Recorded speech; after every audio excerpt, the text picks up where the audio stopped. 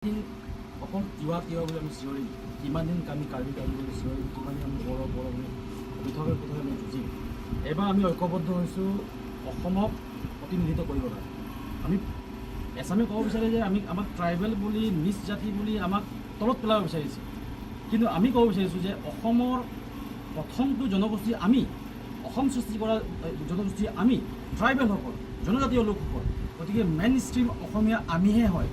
গতিকে আমাৰ নেতৃত্বতে এতিয়া অসম চলিব। অসমৰ আমাৰ যিটো নেকি আমাৰ যিবিলাক অমীমাংসিত সমস্যা, তিৱাৰে হওক, কাৰ্বিৰে হওক, বড়োৰে হওক, মিচিঙৰে হওক, আমি সকলোৱে এটা ঐক্যবদ্ধ হৈ এটা আজি যিটো tribal coordination front of Assam নামেৰে যিটো নেকি সংযুক্ত জনজাতীয় সমন্বয়ৰক্ষী মঞ্চ অসম, এই নামাকৰণে আমি সকলো জনগোষ্ঠী আমি ঐক্যবদ্ধ হৈছোঁ।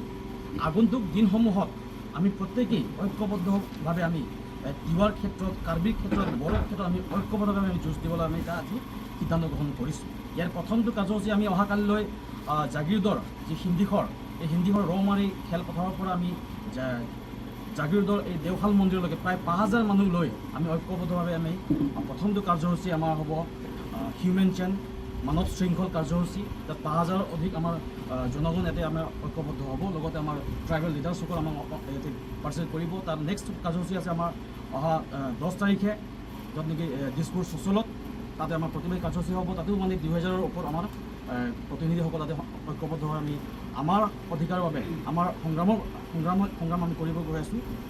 আৰু আমাৰ স্পষ্ট কথা যে আমাক ট্ৰাইবেল বুলি, জনজাতি বুলি আমাক যি নেকি এছাম নিজকে উচ্চ জাতি বুলি যিসকলে নেকি চিনাকি দিব বিচাৰে, তেওঁলোকে আমাক তুচ্ছতাচ্ছিল্য যিটো মন্তব্য কৰিছে, আমি প্ৰত্যেকটো মুহূৰ্তত আমি তেওঁলোকৰ মানে চোকা দৃষ্টি ৰাখিম। আৰু তেওঁলোকক আমি সকীয়াই দিব বিচাৰিছোঁ যে কোনো কাৰণতে আমাৰ এই ট্ৰাইবেলসকলক তেনেকুৱা কটু মন্তব্য আপোনালোকে নকৰিব। আমি এই মঞ্চৰ পৰা আমি আপোনালোকক সকীয়নি প্ৰদান কৰিছোঁ। আজি যদি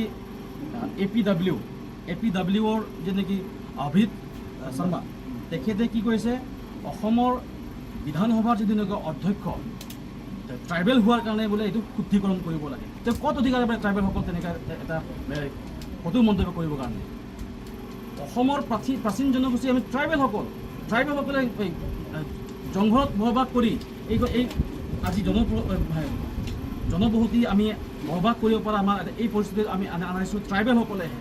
বাঘ, ভালুক, হাতী এইবোৰৰ লগত যুঁজ কৰি আজি অসমখন আজি শুৱনি কৰিছোঁ আমি ট্ৰাইবেলসকল।